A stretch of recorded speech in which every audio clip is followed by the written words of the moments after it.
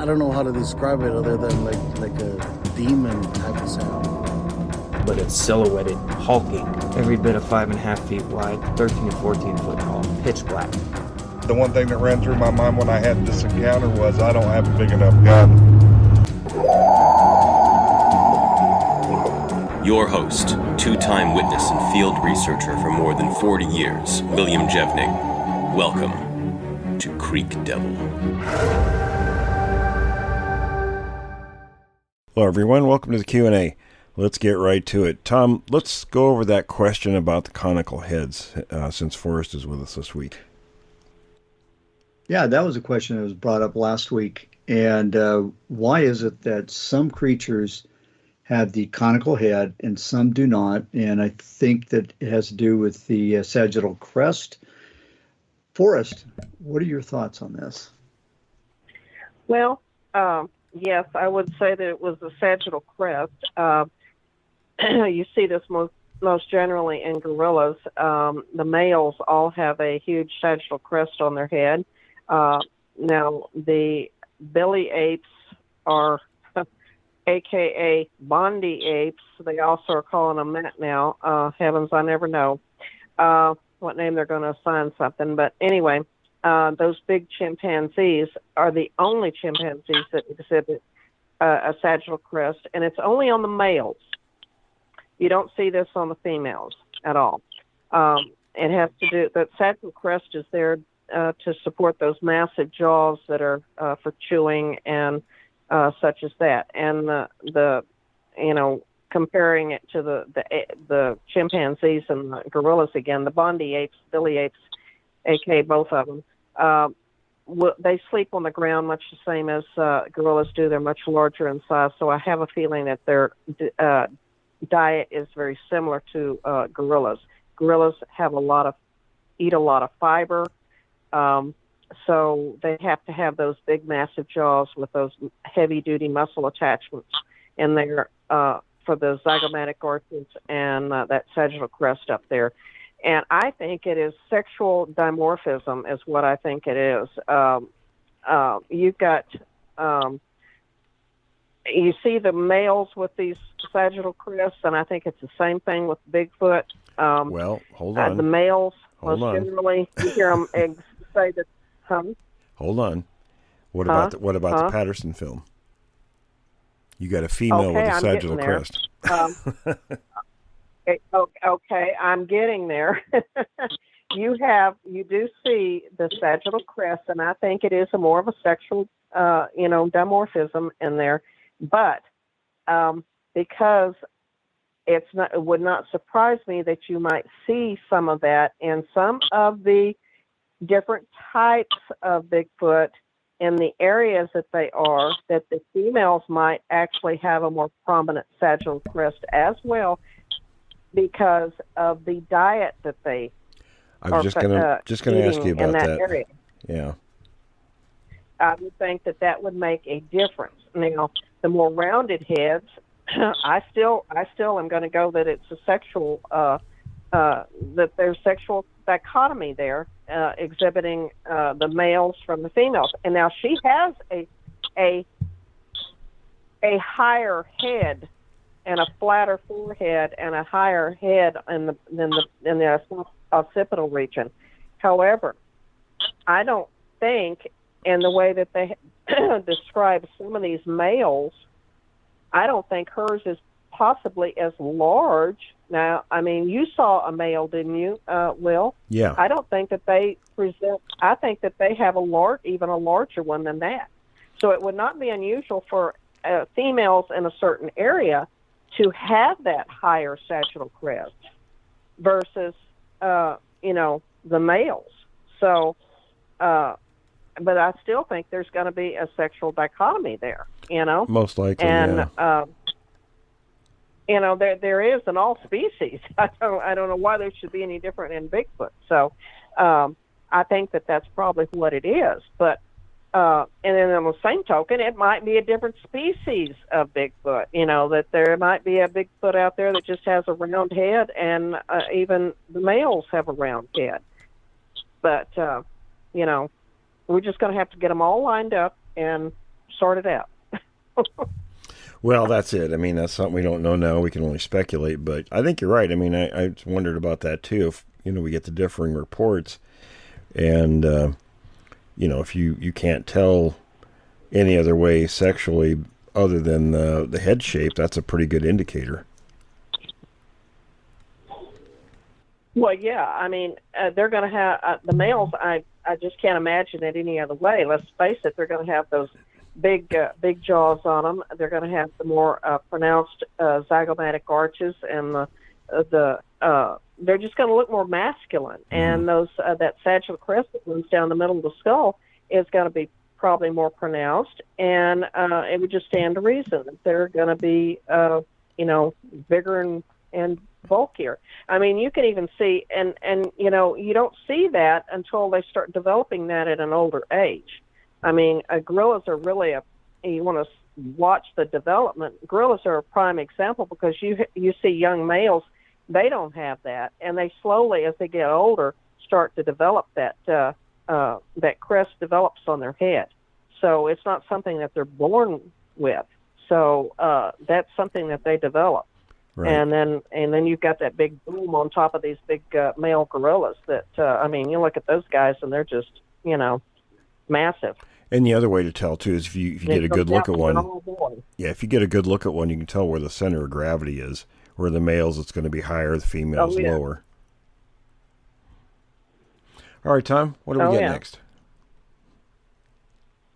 Okay, so we've got a question here. This is on your most recent podcast. You were talking about the Texas Missing 40, and I came up with this a few years ago on the Wood Ape Conservancy page. The highest counties that had the most Sasquatch sightings were Liberty and Montgomery. And Forrest, so that must mean something to you. I'm sure you're familiar with those two counties. Oh, yeah. Okay. So this person goes on. He says the two counties that those people are missing, is it a coincidence? He doesn't think so. No, we don't think so either. Do you think so I guess what he's asking here, it's kind of a question, is there a correlation between the missing people and the number of Sasquatch sightings? Thoughts? Yes. Okay, I agree with you, Chuck. Okay, the missing 40. Now, I don't think that necessarily that's not referencing the number of people that are missing, because I think there's a far greater number than that. I think it's correlating to the well, maybe it is. I don't know, but I know that there's more than 40 people out there missing. It's all of them. Would that be in reference to like a geographical name or something? Well, I-45 runs up there between Houston and up to what is it? Let's see, 10. It'd be 20 that it connects into, and Shelby County, where one of my daughters lives, and then my granddaughter lives in Panola County. Those are two. They have a lot of missing people there, and those are two high Bigfoot sighting areas as well. And I have no doubt in my mind that Bigfoot has a lot to do with it. The Bigfoot in this area in Texas seem to be very aggressive. And I think a lot of it is that there is so much pressure.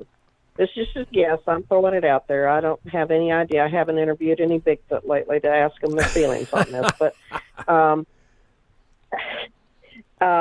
I think it has to do with the pressure of people moving in and taking over their environment. And I think there's just a lot of, pressure that way. And, they're pushing back is what they're doing. Well, here's something, and I think that if you're out there wandering around by your lonesome, you're at their mercy. Well, here's something, too, a different aspect of that. The Type 2s that predominantly inhabit the southern regions of the country, from one coast to the other, seem to be a little more on the testy side than their counterparts in the north. It's all the hot weather here. That must be it. It would make me testy too, but or sleepy, one of the two. Makes me a little testy sometimes. You know, TW brought up an interesting point a couple of shows back, and that is, you know, why are we seeing these things in more populated regions? And, you know, their habitat is dwindling, but their population isn't. What are they going to do? They got to go somewhere. So, you know, they dig through garbage cans of casinos to get some surf and turf and whatever else. Well, it's humans a matter are of pretty ease. lazy when it comes to we're lazy when it comes to our garbage habits and our we're providing them with our pets, with our a cat or a dog disappears and you say, oh geez, I guess a Fluffy ran off or Fido ran off. Well, you know, maybe not necessarily.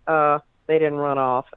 And, you know, you have a goat or a sheep disappear out of a pasture. Well, yeah, you get mad about it, but what are you going to do? And I think that's, you know, they find us to be easy pickings, so to speak. And so that's why I'm talking about the pushback. They're pushing back. They're like, okay, you're going to encroach on my area. I'm going to come back and I'm just going to retaliate on you, and that's their method of retaliation. And it may not even and be if there happens to be retaliation, a though. human walking around there that's available, You know, Forrest, it may not be retaliation. It may be just simply that we're not doing anything back, and it's just easy pickings. They're going to go the path of least resistance when it comes to food. That it may be too, but you know, we all know that primates are they have a long memory, and they are very which I have always cited with my chimpanzees, my such lovable chimpanzees, that they have memories of all the abuse and all the terrible things that have happened to them, and when they get the opportunity to act out on that, boy, do they. So it may not be today, it may not be tomorrow, but not be 10 years from now, but when they get the opportunity, they'll take it. All right, Chuck. Okay, Forrest, are you saying that they are vindictive? Am I saying that they are? Yes, very much so. Okay, all right. So they're not the only ones. Raccoons are. Well, I'm not trying to be funny. Other wild animals, I think coyotes are the same way, are very vindictive. They'll, you know, you shoot them with a pellet gun or something like that. They'll remember, and then they'll come back and get you, or in some other way. Well, you remember TW's story about his friend John, the guy that got the finger bitten off? It makes you wonder. He was out watering his tomatoes, and the Bigfoot walked by, and he, I guess out of reflex, squirted the Bigfoot, and it took off running. Apparently, it held a grudge. Came back and tore his house and up, bit his finger off, time. and yeah, because he was gone for several months. All right, let's move on to the next question. Think about it. Okay, all right, next question. Okay, so let me just take a look at this one here. All right, so this one has to do with why is it that they are so difficult to be seen? Okay, so it's once and I'm just kind of rephrasing their question. Why is it that they want to remain hidden, and yet at times they present themselves in obviously they know that they're being seen, and what's the reason behind that? Well, my thoughts are that, they still view us as very dangerous. So why put themselves in a position of potential danger if you don't have to? When they do present themselves, they're doing it for specific reasons. I think the age of the creature has something to do with it as well. Forrest, what do you think? Well, I was listening to a show this morning, and it was about a guy that took a trip down the Amazon. And this doesn't have any reference to Bigfoot, but it has all the reference in the world to primitive people. And you said something about they don't want to be seen. Well, primates are primates are primates. And the naked ape is much the same as the rest of the primates. They don't want to be seen, they won't be seen. But if they're seen, there's usually a good reason. And he said that he didn't want to see the primitive people down the Amazon because he knew that that was a bad thing. And he went to sleep, and I'm wondering, why is this guy traveling down the Amazon to do all these studies and stuff if he's absolutely living in fear of these native peoples out there? Because he would go to bed and imagine that they were out there sitting in the forest just quietly watching him, which they do. I mean, he openly admitted they do this. Now, what does that remind you of? Bigfoot in itself. So, like I always say, primates are primates are primates. And I think all great apes, whether they be the naked ape or Bigfoot or chimpanzees, they're going to pretty much respond the same way. If they can sit out there and watch you all day long and stay hidden, they don't have any reason to show themselves to you. But maybe they got a reason. And sometimes, granted, we catch them off guard. And that was, it was funny in one instance that this guy did. He actually meandered into a group of natives, and he caught them off guard. And when they were all grabbing for their spears and arrows, that's when he booked it the other way. He said he ran for so long that he finally collapsed. He didn't even know how long he'd actually run trying to get away from these people. So, I mean, I think we see this in Bigfoot, we see it in chimpanzees, and then when they do show themselves, it's not always a nice situation. And we catch them off guard, and that's an accidental situation. It happens. I mean, we do it to all mammals. Well, here's something that's, I think everything in nature is in an adversarial situation, right? Predator, prey. So everything is on guard. And it kind of goes back to something they used to teach us in the Army. And this kind of dates me. It goes back to the 70s when they'd say, if you can be seen, you can be hit. If you can be hit, you can be killed. And with humans, you kind of have to drill that into them. But, with wild creatures, it's instinct.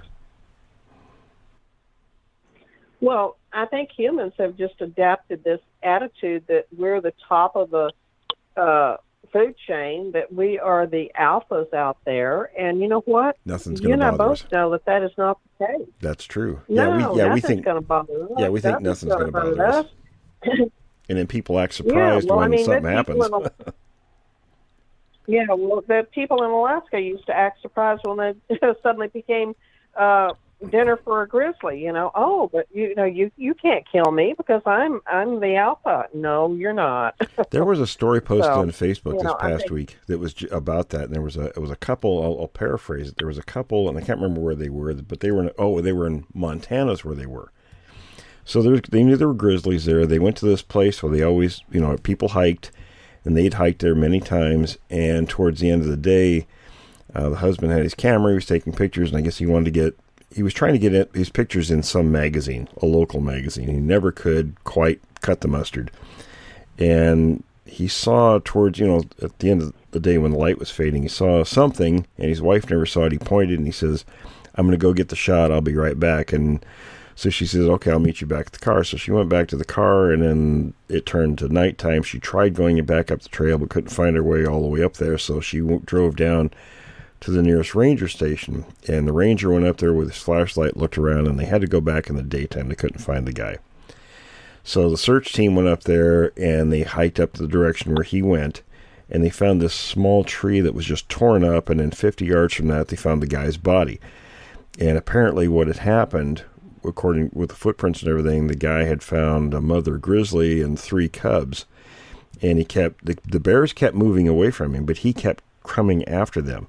And finally, the mother bear, charged him, and he ran for the small tree, climbing it, trying to think he'd get away from the bear. The bear grabbed him, yanked him down, and then killed him. So that's just, that's an example. You don't poke the bear literally or mess with nature, because we're not invincible. They don't think like we do. They're just going to react. Why on earth would you do that? Because they had that attitude. The bear's not going to do anything. I'm a human. They're not going to do anything to me. And the guy had a pistol on his hip, and he never drew his pistol.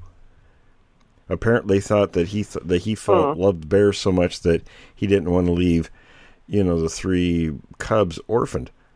I'm like, heck with that, I'm blowing his brains out if it's going to come after you. Well, I would never be in that situation anyway. If I see, I've seen, been out where bears were with very young cubs, and I turn tail and go the other way very quickly. Absolutely. And, take a look at Yellowstone. Oh, yeah. The people with the bison. Yeah, Every same thing. single year it happens. Like, didn't you watch YouTube last year, buddy? Right. And the year before, and the year before, and the year before. Yeah, you see the memes. You see the memes with the little human stamp on the 3 of them or 4 of them on the side of the buffalo.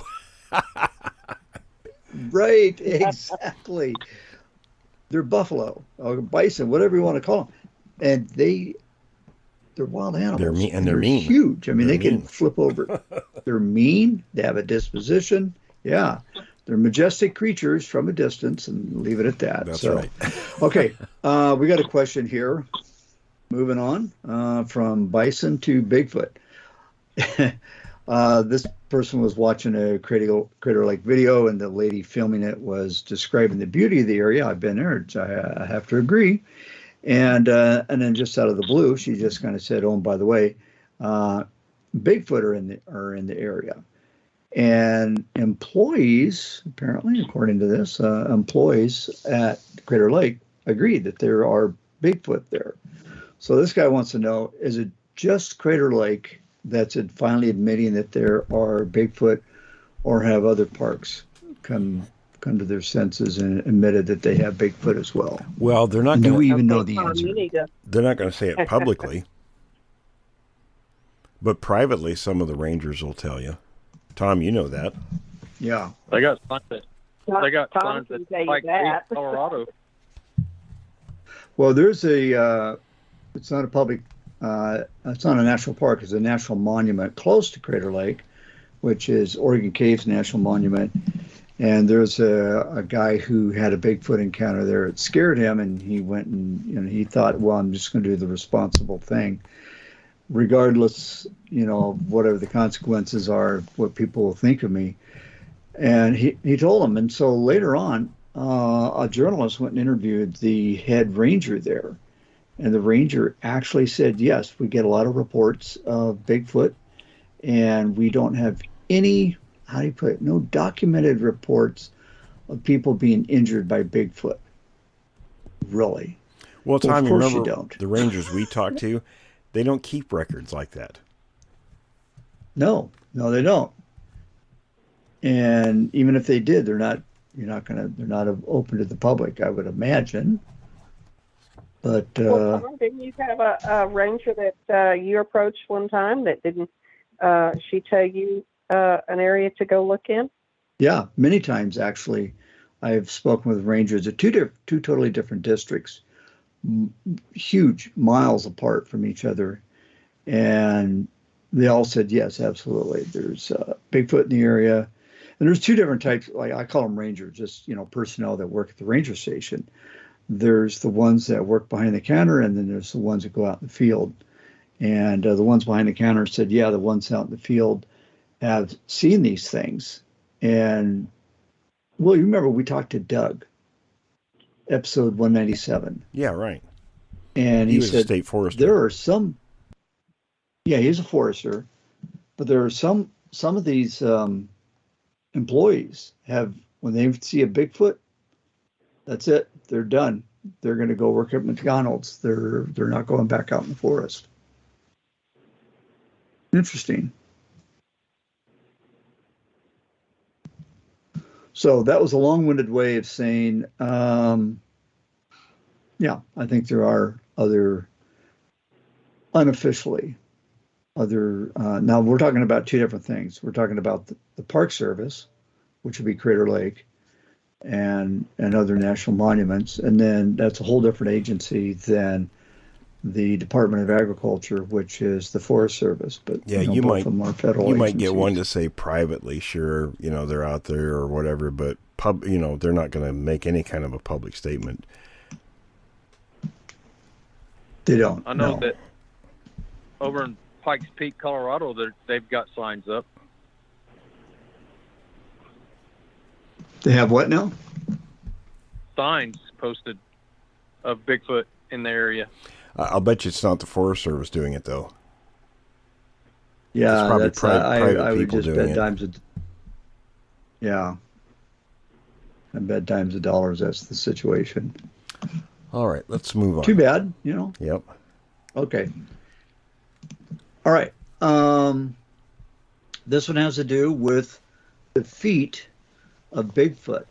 How come the Bigfoot footprints are so deep that we are, you know, we're on the show, we talk about that quite a bit, that they penetrate deep into the duff or the compacted soil or whatever, and human footprints don't. What's the scoop with that? Well, they're much heavier than they look like because of that high muscle and bone density. People might estimate, like with the Patterson Sasquatch, I think they've estimated, you know, where between, 300 and 800 pounds. That creature could have been 1,200 pounds or more. And it probably was, because Patterson walked a 1,200-pound horse next to the tracks, and they didn't sink anywhere near as deep as the Sasquatch tracks were. So that Sasquatch could have been closer to 1,500 pounds. Yeah, or more. And all the tracks that I've seen, and well, you know the areas that Kurt and I go to, and another buddy of mine and I go to, and we've seen tons of, I've gotten to the point now I just don't even, I almost don't even photograph them anymore. But without exception, they are deep, deep into the ground. Even the ones that are in, like, it's soil that is heavily compacted and has gravel or rock. You know, the gravel that the Forest Service uses for those, for the Forest Service roads, that gets mingled in. And it penetrates deep. Right. And Will, you saw one of those last summer. Yeah, those 18-inch prints. Going back to Patterson, though, something else he did that day to show depth was, he was wearing his cowboy boots. He got up on a stump and he jumped off the stump and landed, with his heels into the ground next to the tracks, and made nowhere near the impression that those Sasquatch tracks were. So again, he did two different tests, and the Sasquatch tracks were much deeper than both his jumping and the horse tracks. Well, and that's interesting. And even that little track that Kurt and I found in the area, you know where it is, where the brush piles. Right. Yeah, a little 5.5, 6-inch track, and it was an inch deep. Oh yeah. Into this super, clay, just compacted soil. So that's the answer. They're heavy. So we got time for one more question before we got to wrap. Okay. This person wants to know, geographically speaking, and by the way, this is from a gal named Rebecca. She wants to know, are there more Sasquatch in the Pacific Northwest than in other areas of the lower 48? Well, that's hard to tell, because we're getting a lot more numbers from other regions now than it used to be. Now, whether they're, the populations have grown in those where they were smaller before, we don't know. It would make sense if you think in terms of, western expansion from the East Coast to the West, that the creatures would have moved. I'm sure some did. I don't think as many as people might think. I think they just stayed in their areas, but the populations are bigger now. I don't know. What do you guys think? Well, I think that these creatures are very uncooperative when the U.S. Census comes around and wants to take a census. And do they know that's illegal? Right. Forrest, you need to get out and interview these guys and find out what's going on with them. I knew that was coming. I don't work for the Census Service, and I certainly don't work for the government. Anyway, I think the population is growing, and I think it probably in all areas, to be honest with you. I think that maybe why we see a lot more of them down here is that they're again go back to the pressure put on them by the population growth down here in the South. Everybody seems to want to move to Texas nowadays. I wish that wasn't the case, but anyway. I'm thinking that maybe I think your population is growing up there as well, but I think maybe you just don't see them as much because you've got all those lovely wild forested areas that you don't have a lot of humans out there in. But hey, what can I say? I don't know. As soon as they come around to take the census this next time, I don't know when that is, I will make sure that I get on that with them and have them do an investigative report on that. We'll be waiting for that. Chuck, what do you think? Yeah, you think they'll cooperate? Depends on the incentive now. I think, I'm kind of on the same page as Forrest in this. I think that numbers are fast producing right now and have been for a couple of years, I would say. Yeah, I agree. Well, guys, we're out of time. Let's go around. Any final thoughts or comments? All right, I'll start off. I want to thank everybody. If you've made it this far, thank you for sticking with us. And if you like the show, you know what to do. Like and subscribe. And if you want to support us and a little bit extra, you can do so. We have a link in the description for Patreon. You can do it for as little as $1 a month or as much as you want.